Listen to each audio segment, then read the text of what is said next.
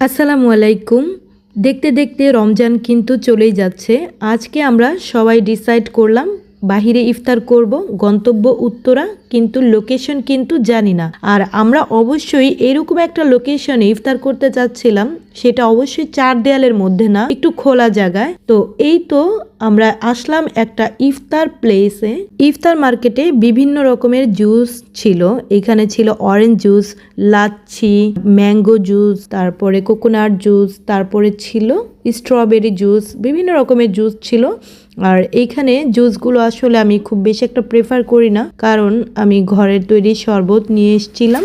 আর এই তো এইখানে আসছি, এটা হচ্ছে ছোলা, পেঁয়াজু, বড়া, হালিম সব কিছু পাওয়া যায় এখানে।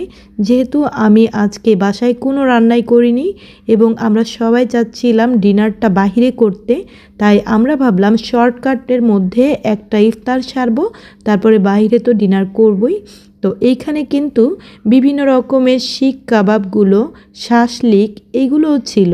এইখানে এসে সবচেয়ে গুরুত্বপূর্ণ মেসেজটা হচ্ছে এই, যারা বলে বা ইউটিউব বলেন, ফেসবুক বলেন, সব জায়গায় কিন্তু দেখা যায় বেগুনি একদম দোকানের মতো হবে, মুচমুচে হবে, একদম ওই রকম পুর ভরা থাকতে হবে।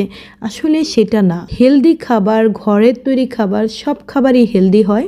ঘরের যে কোনো খাবারই, সেটা ভালো হোক বা খারাপ হোক, সেইটাই আমাদের খাওয়া উচিত। এটা আমাদের স্বাস্থ্যের জন্য খুবই ভালো। তো দেখতে দেখতে আমরা অনেকক্ষণ গাড়ি দিয়ে ঘোরার পর একটা লোকেশন আমাদের পছন্দ হয়ে গেল। আমরা ভাবলাম এইখানেই আমরা আমাদের ইফতারিটা কমপ্লিট করব। বাচ্চারা নামতেই ভয় পাচ্ছিল, কিন্তু আমরা সাহস দিলাম এটা কিচ্ছু না, আমরা কত নেমেছি। তারপরে বাচ্চারা আমাদের পিছে পিছে আসার পরে আমরা একটা লোকেশন সিলেক্ট করে বসলাম এবং সেইখানে আমরা কিছুক্ষণ টাইম স্পেন্ড করলাম, চারপাশটা দেখছিলাম। এত সুন্দর একটা লোকেশন ছিল। গত রমজানে আমরা কুয়াকাটা বিচে ইফতারি করছিলাম, আর এইবার রমজানে আসলে ব্যস্ততার কারণেই যাওয়া হয়নি। আসলে রমজানে রোজা রেখে এত ঘোরাফেরা ভালোও লাগে না। ইনশাল্লাহ আমরা কুরবানি ঈদে কুয়াকাটা যাব, সবাই মিলে ঈদ করে আসব। চারপাশের এই ডিঙ্গি নৌকাগুলো এত সুন্দর, আমার চড়তে ইচ্ছে করছিল, কিন্তু ইফতারির টাইম প্রায় হয়ে গিয়েছিল বলে আর চড়িনি।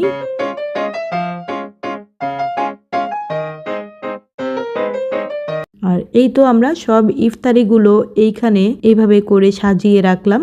আমাদের জিকির, দোয়া, আজকার তখনও চলছিল।